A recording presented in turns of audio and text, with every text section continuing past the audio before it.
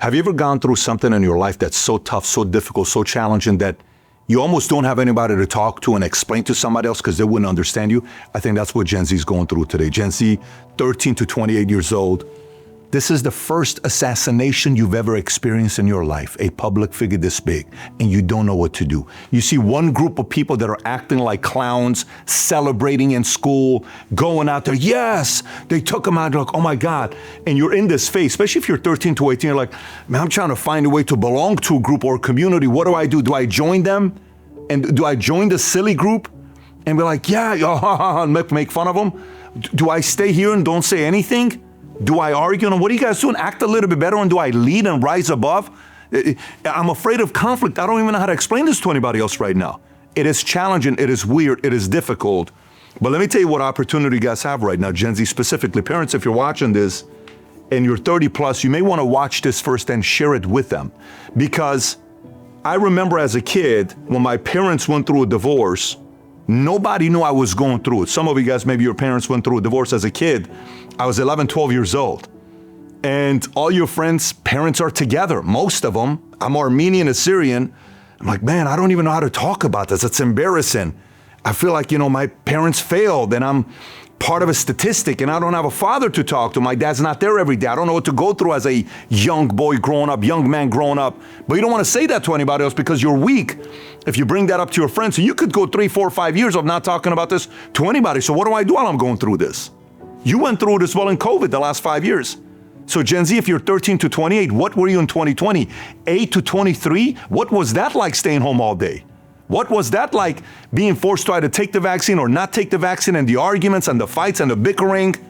And I want to go back to my friends. No, you can't. I want to go see my grandparents. No, you can't. I want to go see you can't, not right now because they're sick or they're this. What are you talking about? How do you explain that to somebody who's never been through it before? I'm 46. I've never been through a pandemic till it happened last 5 years. And we had to go through it, and you went through it. So a few things. I don't think message has been given to you because this just happened like boom, and you're inside a tornado. As a young man, as a young woman, trying to figure it out. Some of you guys are still in school. Some of you guys just graduated high school. You're in college, campus. Your free parents are not there. So you're kind of trying to find your own identity. Some of you guys, college is done. Career is starting. This happened. Am I a Republican? Am I a Democrat? And am I an independent? Why should I care about politics? I don't even care about politics. Why do I pay attention to this stuff? What do I do? In every one of these situations as you're going through it, if there's a few things I can tell you for you to be thinking about. Number one, do not be tempted to join the silly group. There's going to be a lot of silly kids who don't have somebody that's talking to them directly, who are acting like a fool. Don't join them. You don't need to be silly. These are kids that are going through challenging times that they don't know how you behave in a moment like this. And they're mimicking what others are doing on social media because they want to be cool. You don't need to do that. That's not something you got to go through. Next, you're really trying to get the approval of others. Man, I really want to be cool though, Pat. You don't know how difficult it is. I'm not cool. I got pimples. I'm not playing sports. I'm not cool. I'm going through this. I just want to belong, man. I just want to find some friends, man. I feel lonely. Totally get it. It's going to be all right. You don't need to win everybody over. You're never going to for the rest of your life. A reality for you.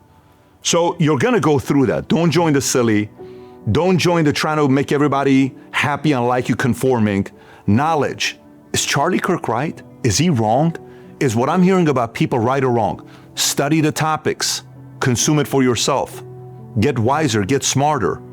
Get the answers yourself. You have access to that. Your brain is so sharp.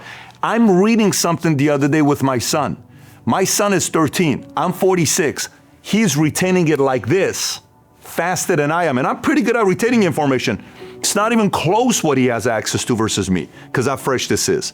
You really have an opportunity to do something unique with this experience, this moment, because we don't know what's going to happen with you guys. The reality of it is, some of the greatest leaders of our generations are in your generation. This is going to be probably the biggest conservative movement of leaders coming out of Gen Z. You're going to be incredible fathers one day, mothers, parents, leaders, husbands, wives, business owners, CEOs, generals, governors, senators, Who knows presidents? We don't know that. You may be watching this right now saying, this is exactly what I needed to hear. My dad's not there. I don't have somebody to talk to. So what do I do in a moment like this? And by the way, as you're going through this isn't to tell you everything's going to be all right. There's not going to be any more problems. The reality is the last time there was a major assassination was John F. Kennedy. A couple years later, it was Martin Luther King. 4 months later, 2 months later exactly, it was Robert F. Kennedy, John F. Kennedy's brother. 3 major assassinations within a span of 4.5 years. So I'm not here telling you that this is it. Everything's going to be fine. No. It could get noisier the next year, 2 years, 3 years, 5 years. Somehow, some way, it could get noisier. But whether it does or if it doesn't get noisier, there's going to be many chances for you to be the leaders of this generation. That one day you'll be making those decisions for us 30 years from now. We'll be relying on you. You're up there saying, here's what I think's great for America. Go for it. Lead the way. Because you had this moment for you. So my message to you, if you're listening to this and you're going through it yourself, is it challenging where you kind of don't have the answers to certain questions? Yes. Did some of it hit you late? You're like, oh my God, like, am I supposed to be Charlie Kirk? There will never be another Charlie Kirk. There's going to be a you. Who are you going to be? What are you going to be doing? He used his life for 31 years to make an impact. The world stopped when this guy was killed and shot. That's what happened with him. He used whatever his God-given talents was to go out there and make an impact. So my enthusiasm comes from this dark moment we had this last week that nobody expected. I was not expecting this at all. I'm at an event with nearly 8,000 people in the room. Tony Robbins is on the stage. Charlie Kirk gets shot. I come up. We make an announcement. Then I'm about to pray for him for healing. Vinny comes and tells me he's dead. Now we have to change the entire event. Tom comes up, gets on his knees and prays. Life is filled with surprises. I call 2025 the year of surprises. But my hopes are that many of you watching this are going to rise up and say, you know what, I can either feel sorry for myself, I can either in this moment join the silly group and try to be funny and make everybody laugh and join the camp of people that are just insecure and they're just trying to conform to everybody else. Or I can say, listen, man, that's not right, Bobby. I don't think it's right what you're doing right now. Hey, Mary, I don't think it's funny. I think you're better than that. I think it's better for us to kind of learn a little bit more. Maybe we don't know anything about this. Why don't we learn a little bit more instead of join everybody else? Oh, you're so dumb. Oh, you're so crazy. Oh, are you already Republican? Guys, Johnny's MAGA, Bobby's this. Don't let that hurt you. It's okay. People are going to put labels on you for the rest of your life. I have them every day till today. When I was a kid coming up, in Germany at a refugee camp, in high school when I was in the States, when I joined the Army, when I got into business the first time, and now I have them till today. Who cares? But the one thing will be constant for those of you that can rise above that. 10, 15, 20, 30 years from now, all those silly kids that joined that camp, that will be conforming for the rest of their lives, they will remember how you reacted when you were 13, when Charlie Kirk got assassinated. When you were 18, 21, 28, they will always remember how you led. So my message to you in these moments, whatever you do, choose to lead. Choose to lead in every single moment moving forward. Doesn't mean if you have a moment where you need to break down and go step away and, cry, it's going to happen to some of us. Doesn't mean go talk to a mom or a dad or a teacher or a coach.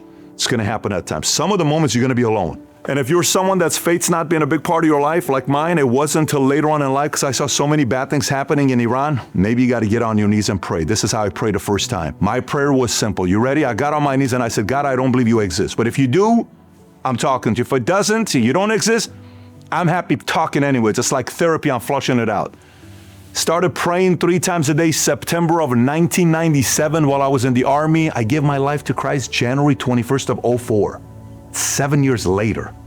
Think about the difference.